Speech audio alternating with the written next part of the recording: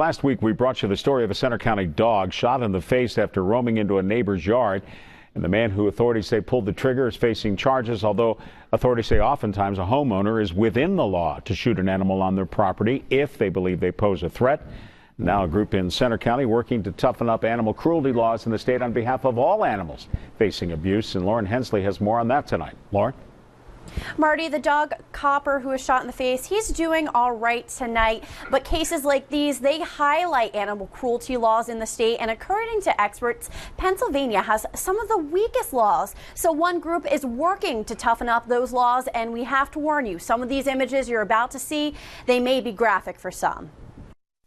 There's a little black bump on his face. 8-year-old Irish Setter Lab mix Copper is the beloved companion of Alan Robinson. Because he's like a son to me. It's hard to believe this was Copper 1 week ago after he was shot with a .22 caliber rifle under his right eye. I don't think I'd shoot a dog for any reason, to be honest, or any animal for that matter. Copper was allegedly shot by Robinson's neighbor Michael Miller after Miller says the dog walked onto his property and he felt threatened. Miller is facing charges, but authorities say oftentimes a homeowner is within the law to shoot an animal on their property. According to experts, Pennsylvania has some of the weakest animal cruelty laws. Frankly, we're in the bottom, and that needs to change. We have a very limited ability to seek felonies. We don't treat all animals equally, and we really need to see legislative change. Wednesday, the Humane Society hosted an advocacy for animal event to learn how to change the laws. The guest speaker was former Pennsylvania State Senator Roy Afflerbach. He's a public policy insider, and for him, advocacy for animals is personal. We believe very strongly that animals deserve to be treated with compassion.